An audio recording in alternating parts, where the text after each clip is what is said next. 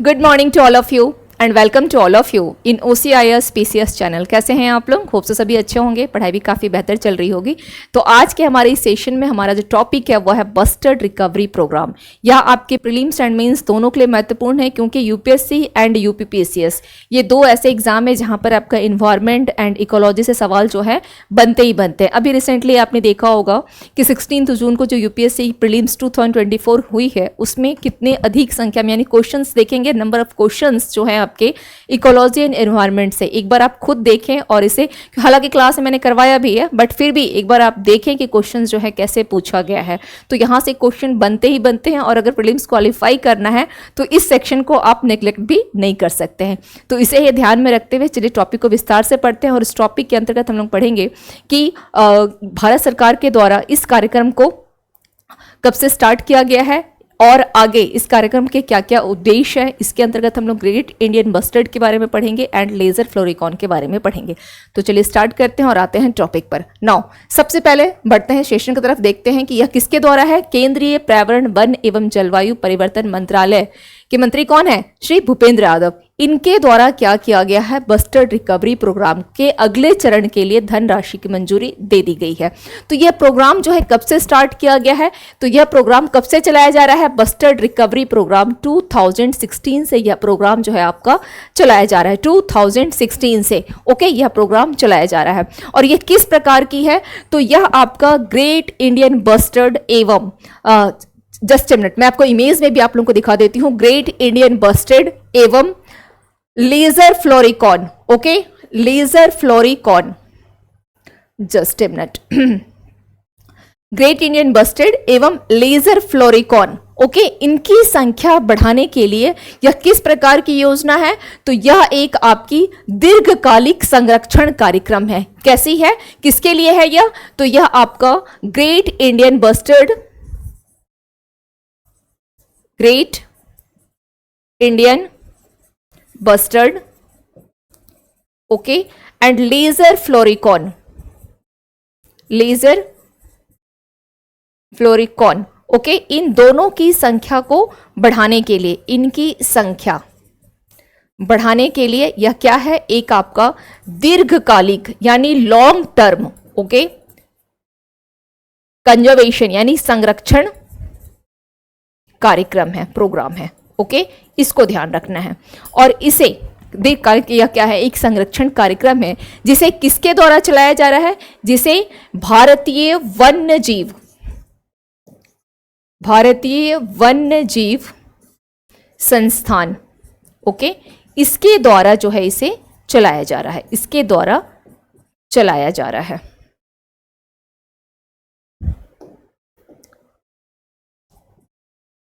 चलाया जा रहा है, ओके और इसके अगले चरण जो बात की गई है कि इसके अगले चरण के लिए धनराशि की मंजूरी दी गई है, तो इसका अगला चरण कब से कब तक है? तो यह अगला चरण जो है इसका कब से कब तक है? 2024 से लेकर 2033 तक है, ओके अगला चरण। और इसी के लिए धनराशि को मंजूरी दे दी गई है। हमारे मंत्री कौन है? श्री भूपेंद्र यादव के द्वारा। मंत्रालय कौन सा है? केंद्रीय पर्यावरण, वन एवं जलवायु परिवर्तन मंत्रालय। क्लियर? तो ये आपका न्यूज में रहा, इसके रिगार्डिंग अब हमें डिटेल में पढ़ना है। तो ये सभी इंफॉर्मेशंस यहाँ पर आपके प्रीलिम्स में पूछा जा सकता है कि बस्टर्ड रिकवरी प्रोग्राम जो है कब से चलाया जा रहा है? तो 2016 से चलाया जा रहा है। और अभी जो अगला चरण कब से कब तक? 24 से लेकर के 33 तक किस संस्थान के द्वारा चलाया जाता है? तो भारतीय वन्यजीव संस्थान के द्वारा। और क्या है यह प्रोग्राम? तो यह दीर्घकालिक एक संरक्षण कार्यक्रम है। अब इसके अलावा हम इसके क्या देखेंगे? इस कार्यक्रम के उद्देश्य क्या क्या है, ओके अगर बात की जाए उसके उद्देश्य को लेकर के, तो इसका उद्देश्य क्या आएगा? इस कार्यक्रम के उद्देश्य यानी aim of this programme, okay क्या आएंगे? अगर इसके उद्देश्य को देखा जाए तो सबसे पहले आएगा पर्यावास यानी हैबिटेट, ओके पर्यावास का क्या करना है? पर्यावास का विस्तार करना, ओके पर्यावास का विस्तार करना। दूसरा क्या आएगा? जहां पर पक्षी रहते हैं यानी जहां से पक्षी पाए जाते हैं, ओके पक्षी पाए जाते हैं अर्थात क्या होगा? जहां से पक्षी पाए जाते हैं वहां पर क्या करना है? वहां पर किस प्रकार का संरक्षण होना चाहिए? इन सीटू, वहां पर इन सीटू कंजर्वेशन यानी इन सीटू संरक्षण वहां पर करना, ठीक है, इस प्रकार का, ये इसका दूसरा उद्देश्य हो गया। इसके अलावा क्या हो सकता है? संरक्षण प्रजनन केंद्र, ओके, प्रजनन केंद्र का निर्माण करना, ओके। इसके अलावा क्या हो सकता है? कैप्टिव यानी इस प्रकार के पक्षी जो क्या रहते हैं, बंद रहते हैं या पिंजड़े में रहते हैं, ओके। कैप्टिव में पाले जाने वाले, कैप्टिव में पाले जाने वाले पक्षियों, ओके। इन पक्षियों को क्या करना है? इन पक्षियों को इनका जो प्राकृतिक प्रवास है उसमें छोड़ना, ओके। इन पक्षियों को प्राकृतिक यानी नेचुरल जो हैबिटेट है इनका, इस प्रवास में छोड़ना, ओके, छोड़ना, तो छोड़ना, एटसेट्रा। ये क्या हो गए? इस कार्यक्रम के उद्देश्य हो गए। क्लियर? इस कार्यक्रम के यह क्या हो गए? उद्देश्य हो गए। कार्यक्रम के उद्देश्य प्रवास का विस्तार करना, जहां से पक्षी पाए जाते हैं वहां पर इन सीटू कंजर्वेशन एंड संरक्षण प्रजनन केंद्र का निर्माण करना। कैप्टिव यानी जो बंद, यानी जो हम कह सकते हैं कि पिंजड़े में रहते हैं या जिन्हें बंद करके रखा जाता है ना, जहां पाले जाते हैं, इस प्रकार के पक्षियों को उनके प्राकृतिक प्रवास में छोड़ना। चलिए, ये हो गई इसके उद्देश्य। अब हम चलते हैं ग्रेट इंडियन बस्टर्ड, यानी इससे पहले एक पॉइंट ध्यान रखिएगा कि भारत में जो बस्टर्ड है, इसकी भारत में 4 प्रजातियां पाई जाती हैं, ओके। भारत में बस्टर्ड की कितनी प्रजातियां हैं? तो भारत में बस्टर्ड की 4 प्रजातियां हैं, ओके। भारत में बस्टर्ड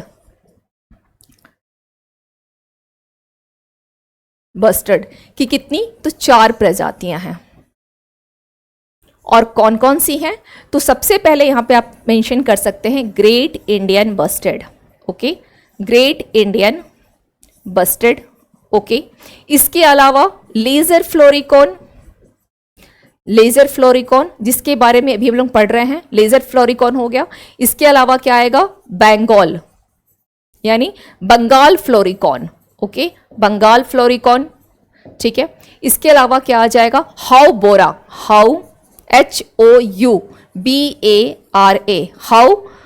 HOUBARA, हाउ बारा बस्टर्ड, ओके, हाउ बारा बस्टर्ड। तो ये हो गई। ये टोटल 4 प्रजातियां जो हैं भारत में पाई जाती है। इनमें से इन दोनों के बारे में हमें क्या करना है? पढ़ना है। और इन्हीं की संख्या बढ़ाने के लिए यह जो लाया गया है आपका एक दीर्घकालिक संरक्षण कार्यक्रम चलाया जा रहा है, ओके। नाउ तो अब यहाँ पर हम लोग देख लेते हैं ग्रेट इंडियन बस्टर्ड को लेकर के इसकी संरक्षण की क्या स्थिति है और इसके अंतर्गत क्या क्या इसकी विशेषताएं हैं, इसके व्यवहार क्या है, इस पर थोड़ा सा हम लोग एक चर्चा कर लेते हैं। चलिए, ग्रेट इंडियन बस्टर्ड, सबसे पहले इसके संरक्षण की क्या स्थिति है। अभी आप लोगों ने यूपीएससी का क्वेश्चंस देखा होगा, तो वहां पर क्या होता है, एक साइड आपके कॉलम ए होंगे, दूसरी साइड कॉलम बी में उसके संरक्षण को लेकर के पूछ लेता है कि भारतीय वन्य जीव संस्थान के द्वारा इसे किस में रखा गया है, या IUCN की लिस्ट में इसे किस में शामिल किया गया है, या साइट्स की लिस्ट में से किस में शामिल किया गया है। तो हम लोग इसके संरक्षण को लेकर के कुछ पॉइंट्स को देख लेते हैं, इसकी संरक्षण की क्या स्थिति है, ओके। इसकी संरक्षण की स्थिति अगर देखा जाए तो सबसे पहले क्या आएगा, वन्य जीव संरक्षण अधिनियम कब की है यह, भारतीय वन्य जीव संरक्षण अधिनियम। यह सवाल आपसे एग्जाम में भी पूछा जाता है कि यह कब की है, तो यह एक्ट 1972 का है, ओके। यह आपके प्रीलिम्स में भी पूछता है 1972। इसके तहत इसमें किसे शामिल किया गया है, तो शेड्यूल इसमें 1 में इसे शामिल किया गया, schedule 1 and 4, okay, schedule 1 and 4 यानी अनुसूची 1 और 4 में इसे शामिल किया गया है। किसके द्वारा, भारतीय वन्यजीव संरक्षण अधिनियम के द्वारा। अगर वही बात की जाए IUCN यानी international union for conservation of nature, इसके अकॉर्डिंग क्या है, IUCN रेड लिस्ट की अगर बात की जाए तो इसके अकॉर्डिंग किसमें है यह, क्रिटिकली इंडेंजर्ड, ओके, इसमें शामिल किया गया है। अगर वहीं बात की जाए साइट्स की बात की जाए, साइट्स यानी कंजर्वेशन ऑफ इंटरनेशनल ट्रेड क्या होगा, यह ट्रेड इंडेंजर्ड स्पेशीज। ओके, तो इसको इसमें किसमें, अपेंडिक्स 1 यानी परिशिष्ट 1, ओके, इसमें शामिल किया गया है। एंड फोर्थ क्या हो जाएगा, और लास्ट, स्पेशीज रिकवरी प्रोग्राम, है ना, इसमें भी इसे शामिल किया गया है, जिसे हम पढ़ रहे हैं। रिकवरी प्रोग्राम में भी इसे शामिल किया गया है। तो ये तो हो गई इसकी संरक्षण की स्थिति को लेकर के। अगर अब बात की जाए कि इसकी विशेषताएं कौन कौन सी हैं, तो सबसे पहले यहाँ पर जो हम लोग देख रहे हैं, ये क्या है, एक ग्रेट इंडियन बस्टर्ड की इमेज बनी हुई है। तो इसमें अगर इसमें जस्ट ए मिनट, इसमें अगर देखा जाए इसकी विशेषताओं के बारे में, अगर देखा जाए विशेषताएं, ठीक है, तो क्या होगा, जो नर बस्टर्ड होते हैं, नर यानी male bustard, okay, male bustard होते हैं, ये क्या करते हैं, जो चूजे होते हैं, यानी जो स्मॉल जो कह सकते हैं चूजा, छोटे छोटे जो चूजे होते हैं, ओके, इन चूजों के क्या करते हैं, या इंक्यूबेशन एंड अगर केयर की बात की जाए तो इसमें इनकी कोई भूमिका ये नहीं निभाते हैं। ओके, चूजा यानी जो आपके यंग बस्टर्ड्स होते हैं, चूजो यानी young bustards, okay, young bustard, इसमें क्या करते हैं, इनके इंक्यूबेशन में या केयर में ये मेल बस्टर्ड कोई भी भूमिका नहीं निभाते हैं। ओके, इसके अलावा इनका अगर देखा जाए कि इनका जो आदर्श पर्यावास किसे माना जाता है, हैबिटेट, तो घास का मैदान को माना जाता है। ओके, इनका अगर आदर्श पर्यावास की बात की जाए तो किसे माना जाता है, घास के मैदान को। ओके, घास के मैदान, तो इसको ध्यान रखना है। इसके अलावा यह भारतीय उपमहाद्वीप में या तो स्थानिक या इंडेमिक स्पीशीज के रूप में पाए जाते हैं। ओके, भारतीय उपमहाद्वीप में कैसे होते हैं, तो इंडेमिक स्पीशीज, ओके, या स्थानिक स्पेसीज के रूप में जो है यह पाए जाते हैं। और इनके बारे में आप यहाँ पे ये भी मेंशन कर सकते हैं कि ये क्या होते हैं, ओमनीवायरस यानी सर्वाहारी। इनके आसपास अगर कुछ खाने की जो भी चीजें उपलब्ध होती है वो क्या करते हैं, उसे खा लेते हैं। तो क्या होता है यह ओमनीवायरस। ओके, ओमनीवोरस यानी सर्वाहारी। ठीक है, ये इनकी विशेषता हो गई।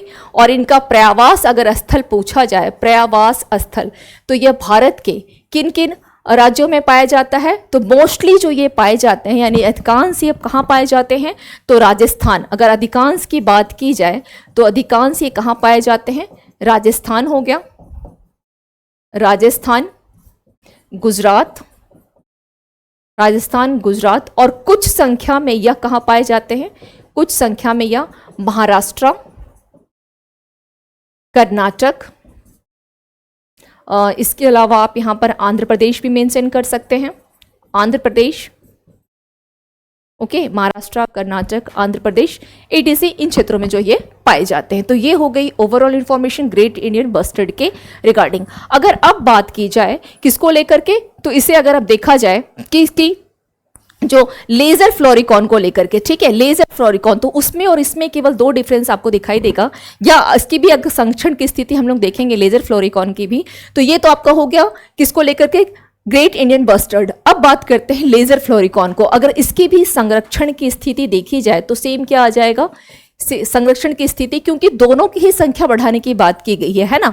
तो भारतीय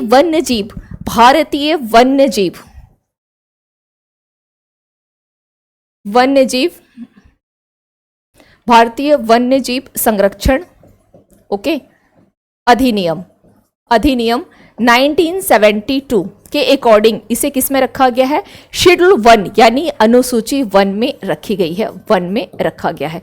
इसके अलावा अगर बात की जाए IUCN की रेड लिस्ट, ओके, तो इसके अकॉर्डिंग इसे अगर ग्रेट इंडियन बस्टर्ड को इंडेंजर्ड, क्रिटिकली इंडेंजर्ड में रखा गया है, तो इसे भी रखा गया है क्रिटिकली इंडेंजर्ड में। ओके, क्रिटिकली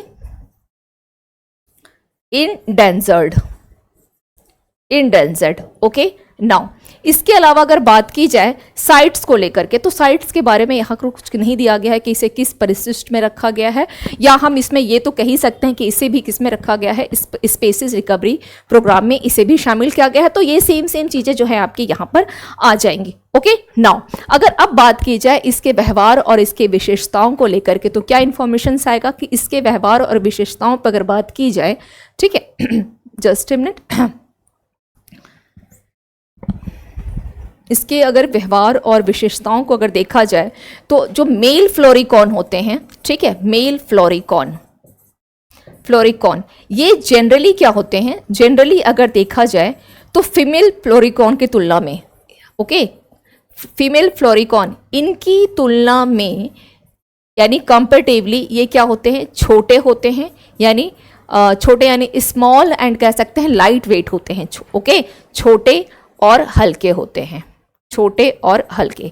किसके कंपेरेटिवली में, तो ये आपके मेल फ्लोरिकॉन को अगर हम लोग फीमेल फ्लोरिकॉन की तुलना में देखें तो ये छोटे और हल्के होते हैं। ये क्या हो जाएंगी, इसकी विशेषताओं में आती हैं। ओके, इसके अलावा ये किस प्रकार का है, तो यह भी आपका ओमनीवोरस होता है, ओमनीवोरस, ओके, यानी सर्वाहारी, ओके, सर्वाहारी, ठीक है।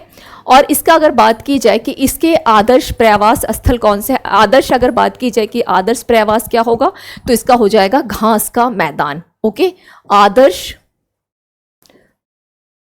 प्रवास क्या होते हैं, घास के मैदान, घास के मैदान, ठीक है। घास के मैदान क्या होंगे, इसके आदर्श प्रवास होते हैं। और ये क्या होंगे, अगर इनके बारे में देखा जाए कि भारतीय उपमहाद्वीप में, भारतीय उपमहाद्वीप में किस प्रकार से हैं ये, तो यह endemic species, okay, endemic species के रूप में ये पाए जाते हैं। क्लियर। और इनका प्रवास स्थल कौन कौन से स्टेट में आ जाएगा, इनका प्रवास स्थल अगर बात की जाए, प्रवास स्थल, ओके, तो अगर देखा जाए तो क्या होगा, राजस्थान, गुजरात, मध्य प्रदेश, आंध्र प्रदेश, कर्नाटक, महाराष्ट्र, ओके, ETC। तो ये इंफॉर्मेशंस हो गए, ओके, ETC। तो ये इंफॉर्मेशंस हो गए रिगार्डिंग योर, किसे लेकर के, बस्टर्ड रिकवरी प्रोग्राम को लेकर के। तो इसमें एक बार आप लोगों को क्या करना है, ओवरऑल रिवीजन करना है, एज मच एज रिवीजन करने का प्रयास करें। कहीं भी कोई डाउट हो तो क्लास जो है आप लोगों की मॉर्निंग में 7:30 में लाइव होती है, ठीक है। Everyday Monday to Saturday Sunday off रहती है, तो आप लोग उसमें भी क्वेश्चंस पूछ सकते हैं, या इस वीडियो को देखने के बाद कमेंट सेक्शन में भी अपने क्वेश्चंस को एराइज कर सकते हैं, या कॉल करके भी पूछ सकते हैं।